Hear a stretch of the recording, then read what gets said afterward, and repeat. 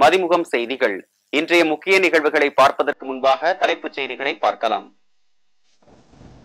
மக்களவை தேர்தலை முன்னிட்டு 2 நாள் பயணமாக பிரதமர் மோடி தமிழகம் வருகை. பிரதமர் மோடியின் வாகன பேரணிக்கு தொண்டர்கள் மலர் தூவி உற்சாக வரவேற்பு. மறைந்த முன்னாள் அமைச்சர் ஆர்.எம். வீரப்பன் உடலுக்கு முதலமைச்சர் மு.க. ஸ்டாலின் நேரில் அஞ்சலி. திராவிட இயக்கத்திற்கு பேரிழப்பு என வைகோ இரங்கல். அரவிந்த் கெஜ்ரிவால் கைது செல்லும் என டெல்லி உயர்நீதிமன்றம் தீர்ப்பு. உயர்நீதிமன்ற தீர்ப்பை எதிர்த்து உச்சநீதிமன்றத்தில் மேல்முறையீடு செய்ய ஆம் ஆத்மி முடிவு. மக்கள் பிரச்சனைகளுக்கு தீர்வு காணும் உண்மை ஊழியனாக இருப்பேன். தீப்பெட்டி சின்னத்திற்கு துரை வைகோ தீவிர வாக்கு சேகரிப்பு. மக்களவை தேர்தலுக்கான விசிக தேர்தல் அறிக்கை வெளியீடு. ஜனநாயகத்திற்கு எதிரான சனாதன சக்திகள் அகற்றப்படும் என வாக்குறுதி. விரிவான செய்திகள்.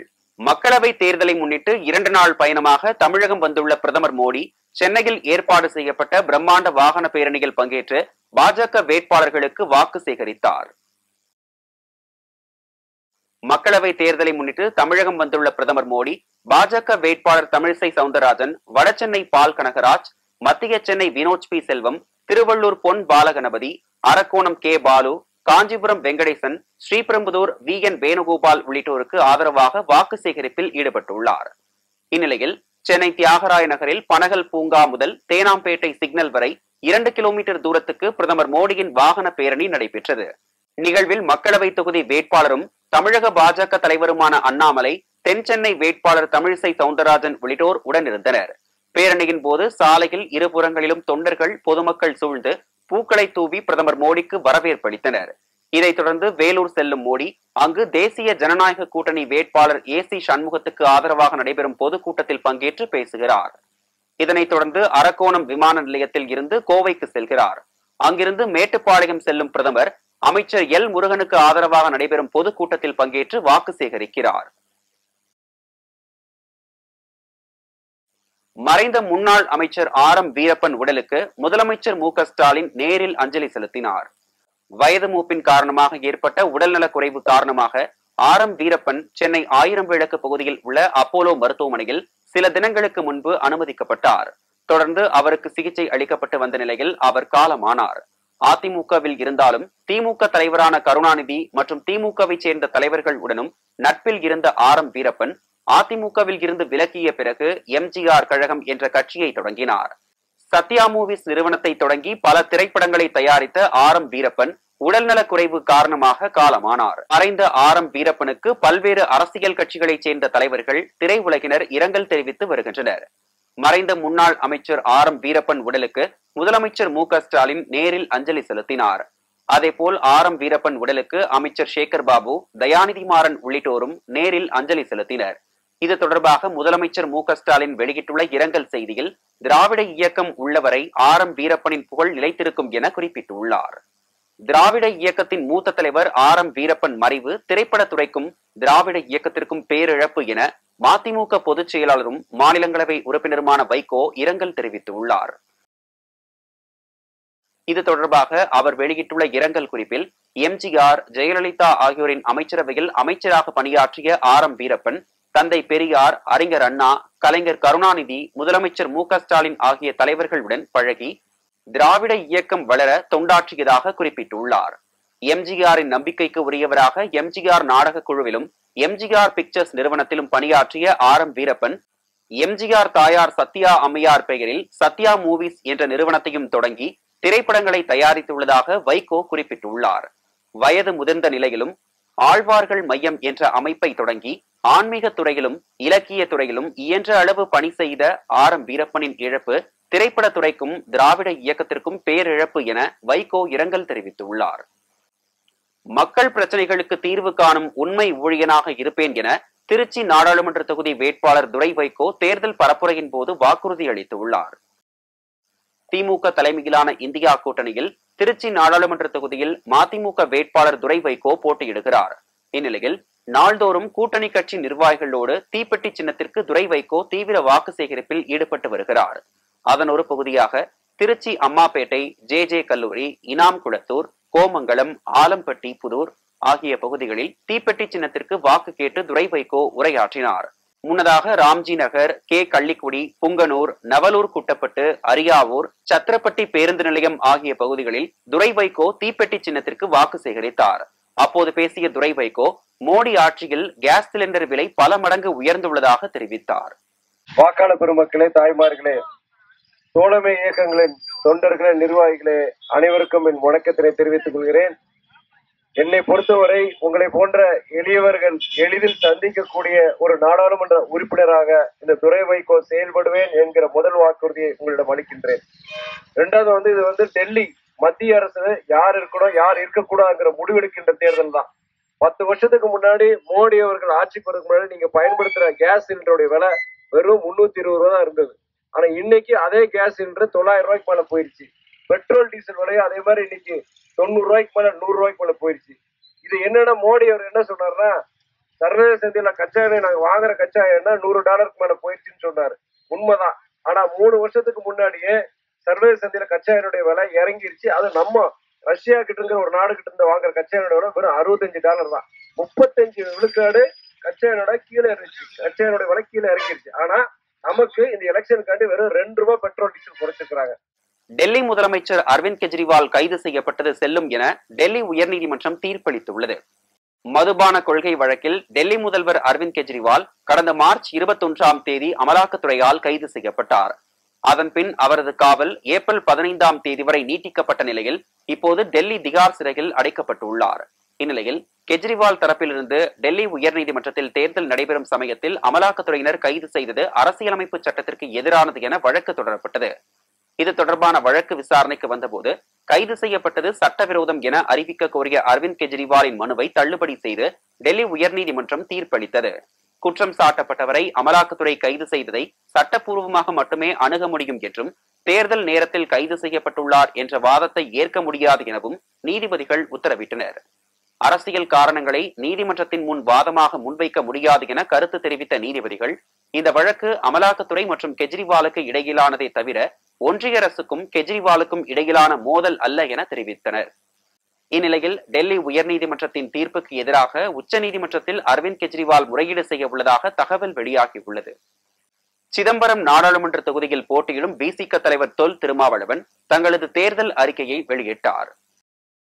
தேர்தல் அறிக்கையில் வெளியுறவு கொள்கையில் மாற்றம் கொண்டுவர நாடாளுமன்றத்தில் வலியுறுத்தப்படும் என்றும், கச்சத்தீவை மீட்க நடவடிக்கை எடுக்கப்படும் எனவும் அறிவித்துள்ளனர். ஹிந்தி திணிப்பு எதிர்ப்பு மற்றும் அனைத்து மொழிகள் நலன் பாதுகாப்பு உள்ளிட்டவையும் இடம்பெற்றுள்ளது. வறுமை கோட்டின் உச்ச வரம்பினை உயர்த்துவது, 100 நாள் வேலை திட்டத்தை 200 நாட்களாக மாற்ற வலியுறுத்துவது போன்றவையும் தேர்தல் அறிக்கையில் இடம்பெற்றுள்ளது. தமிழகத்திற்கு தனி கொடி உரிமை, கல்வியை மாநில பட்டியலுக்கு மாற்றுவது, மேகதாது அணை கட்டுமானத்தை தடுத்து நிறுத்துவது, சுற்றுச்சூழலை பாதுகாப்பது உள்ளிட்ட 48 பக்கங்கள் கொண்ட அறிக்கையை திருமாவளவன் வெளியிட்டார். மகாராஷ்டிராவில் மக்களவை தேர்தலுக்கான இந்தியா கூட்டணி கட்சிகள் இடையே தொகுதி பங்கீடு இறுதி செய்யப்பட்டுள்ளது. மகாராஷ்டிராவின் முக்கிய கட்சிகளான தேசியவாத காங்கிரஸ், சிவசேனா கட்சிகளில் உட்கட்சி மோதல் உச்சத்தில் உள்ள சூழலில் நடைபெறவுள்ள மக்களவை தேர்தலை அடுத்து அந்த மாநிலத்தில் நடைபெறவுள்ள சட்டசபை தேர்தலில் மிகப்பெரிய தாக்கத்தை ஏற்படுத்தும் என்று எதிர்பார்க்கப்படுகிறது. இந்நிலையில் காங்கிரஸ் 17 தொகுதிகளிலும், சரத்பவார் தலைமையிலான தேசியவாத காங்கிரஸ்க்கு 10 தொகுதிகளிலும், உத்தவ் தாக்கரே தலைமையிலான சிவசேனா 21 தொகுதிகளிலும் போட்டியிடுகின்றன. மகாராஷ்டிராவில் இந்தியா கூட்டணி இறுதி செய்யப்பட்டதை அடுத்து அரசியல் கட்சிகள் தீவிர வாக்கு சேகரிப்பில் ஈடுபட்டுள்ளன. விக்கிரவாண்டி சட்டசபை தொகுதி காலியானதாக அரசு இதழில் வெளியிடப்பட்டுள்ளது. விழுப்புரம் மாவட்டம் விக்கிரவாண்டி தொகுதி திமுக எம்எல்ஏ புகழேந்தி உயிரிழந்ததை அடுத்து அந்த தொகுதி காலியானதாக அறிவிக்கப்பட்டுள்ளது. தொகுதி காலியாக உள்ளது என்று அறிவிக்கப்பட்ட நாளில் இருந்து 6 மாதத்திற்குள் தேர்தல் நடத்தப்பட வேண்டும் என்றும், நாடாளுமன்ற தேர்தல் 7 கட்டங்களாக நடைபெறும் நிலையில் விக்கிரவாண்டி தொகுதி இடைத்தேர்தலையும் சேர்த்து நடத்த வாய்ப்புள்ளதாகவும் தகவல் வெளியாகியுள்ளது. போதைப் பொருள் வழக்கு தொடர்பாக மீண்டும் விசாரணைக்கு ஆஜராக இயக்குனர் அமீருக்கு போதைப் பொருள் தடுப்பு பிரிவு அதிகாரிகள் மீண்டும் நோட்டீஸ் அனுப்பியுள்ளனர். போதைப் பொருள் கடத்தல் வழக்கு தொடர்பாக சென்னையில் உள்ள ஜாஃபர் சாதிக் வீடு, இயக்குனர் அமீர் வீடு, அலுவலகம் உட்பட 30க்கும் மேற்பட்ட இடங்களில் அமலாக்கத்துறை அதிகாரிகள் அதிரடி சோதனை மேற்கொண்டனர். இந்நிலையில் போதைப் பொருள் கடத்தல் வழக்கு தொடர்பாக இயக்குனர் அமீரை மீண்டும் விசாரணைக்கு ஆஜராக போதைப் பொருள் தடுப்பு பிரிவு அதிகாரிகள் உத்தரவிட்டுள்ளனர். கடந்த 2ஆம் தேதி டெல்லி என்சிபி அலுவலகத்தில் விசாரணைக்கு ஆஜராகினர். அமீரிடம் சுமார் 11 மணி நேரம் விசாரணை செய்யப்பட்டது. இதன் பிறகு கடந்த 5ஆம் தேதி மீண்டும் விசாரணைக்கு ஆஜராக அமீருக்கு உத்தரவிட்ட நிலையில் மீண்டும் விசாரணைக்கு ஆஜராகுமாறு அமீருக்கு போதைப்பொருள் தடுப்பு பிரிவு அதிகாரிகள் உத்தரவிட்டுள்ளனர். சிதம்பரம் நாடாளுமன்ற தொகுதி சுயேட்சை வேட்பாளர் எஸ் பெருமாளின் படிவம் C1 தற்போது பார்க்கலாம்.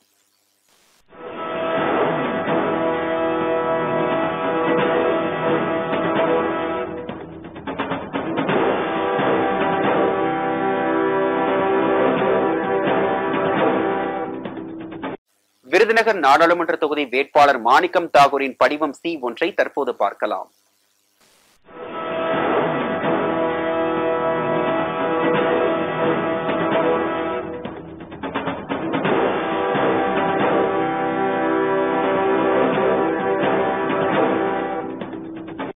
சிதம்பரம் நாடாளுமன்ற தொகுதி பாஜக வேட்பாளர் கார்த்தியாயினியின் படிவம் C1 தற்போது பார்க்கலாம்.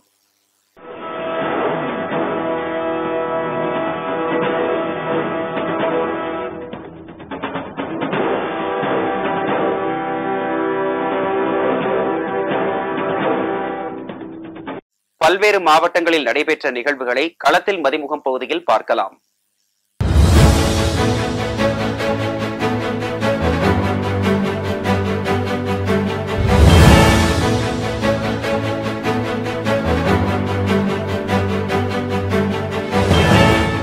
மயிலாடுதுறையில் சுற்றித் திரிந்த சிறுத்தை ஒரு வாரமாக பிடிபடாத நிலையில் தஞ்சாவூருக்கு இடம்பெயர்ந்துள்ளதாக தகவல் வெளியாகியுள்ளது. மயிலாடுதுறை நகர பகுதியில் உள்ள செம்மங்குளத்தில் கடந்த செவ்வாய்க்கிழமை சிறுத்தை ஒன்று புகுந்தது. 5 நாட்களாக வனத்துறையினர் சிறுத்தையை தேடி வரும் நிலையில் தஞ்சாவூர் மாவட்டம் நரசிங்கப்பேட்டை பகுதியில் சிறுத்தை நடமாட்டம் இருப்பதாக கிடைத்த தகவலின் அடிப்படையில் வனத்துறை தீவிர கண்காணிப்பில் ஈடுபட்டு வருகின்றனர். சிறுத்தை நடமாட்டம் காரணமாக வீட்டை விட்டு யாரும் வெளியே வர வேண்டாம் என வனத்துறை சார்பில் எச்சரிக்கை விடுக்கப்பட்டு வருகிறது.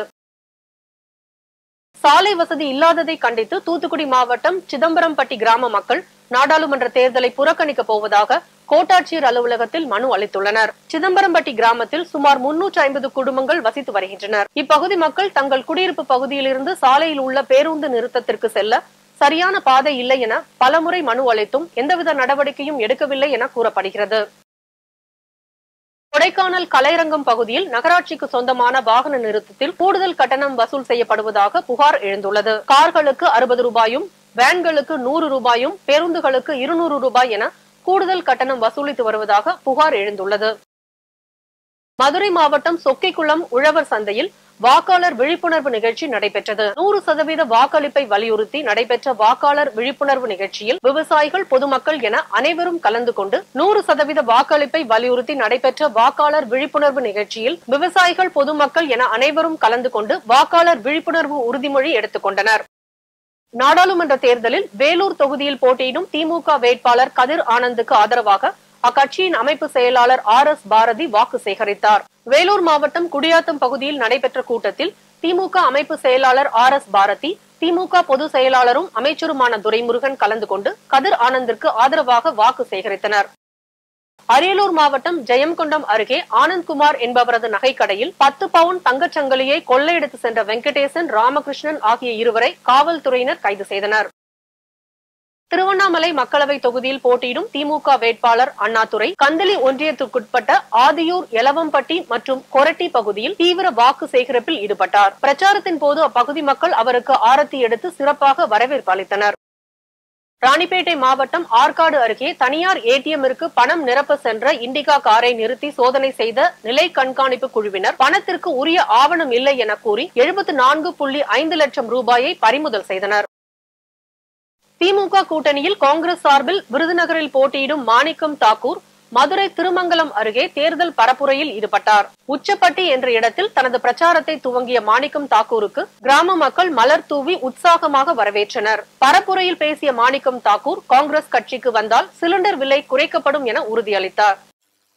கோட் திரைப்படத்தின் படப்பிடிப்பிற்காக ரஷ்யா சென்ற நடிகர் விஜய் அங்கு படக்குழுவினருடன் ஜாலியாக விளையாடும் வீடியோ காட்சிகள் சமூக வலைதளங்களில் வைரலாகி வருகிறது.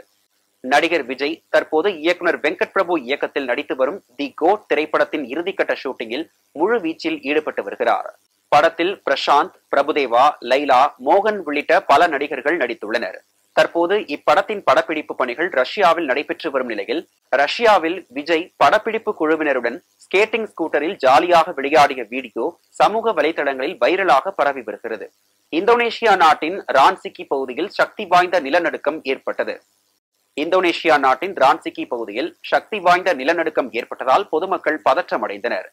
நிலத்திற்கு அடியில் 9.1 கிலோமீட்டர் ஆழத்தில் ஏற்பட்ட இந்த நிலநடுக்கமானது ரிக்டர் அளவுகோலில் 6.0 பதிவாகியுள்ளது.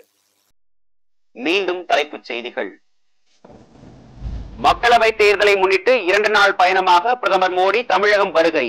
பிரதமர் மோடியின் வாகன பேரணிக்கு தொண்டர்கள் மலர் தூவி உற்சாக வரவேற்பு. மறைந்த முன்னாள் அமைச்சர் ஆர்.எம். வீரப்பன் உடலுக்கு முதலமைச்சர் மு.க. ஸ்டாலின் நேரில் அஞ்சலி. திராவிட இயக்கத்திற்கு பேரிழப்பு என வைகோ இரங்கல். அரவிந்த் கெஜ்ரிவால் கைது செல்லும் என டெல்லி உயர்நீதிமன்றம் தீர்ப்பு. உயர்நீதிமன்ற தீர்ப்பை எதிர்த்து உச்சநீதிமன்றத்தில் மேல்முறையீடு செய்ய ஆம் ஆத்மி முடிவு. மக்கள் பிரச்சனைகளுக்கு தீர்வு காணும் உண்மை ஊழியனாக இருப்பேன். தீப்பெட்டி சின்னத்திற்கு துரை வைகோ தீவிர வாக்கு சேகரிப்பு. மக்களவை தேர்தலுக்கான விசிக தேர்தல் அறிக்கை வெளியீடு. ஜனநாயகத்திற்கு எதிரான சனாதன சக்திகள் அகற்றப்படும் என வாக்குறுதி. இத்துடன் செய்திகள் நிறைவடைந்தன. மீண்டும் செய்திகள் பிற்பகல் 1:30 மணிக்கு. மேலும் செய்திகளை தெரிந்து கொள்ள மதிமுகம் பிரைம் யூடியூப் தளத்தில் இணைந்திருங்கள்.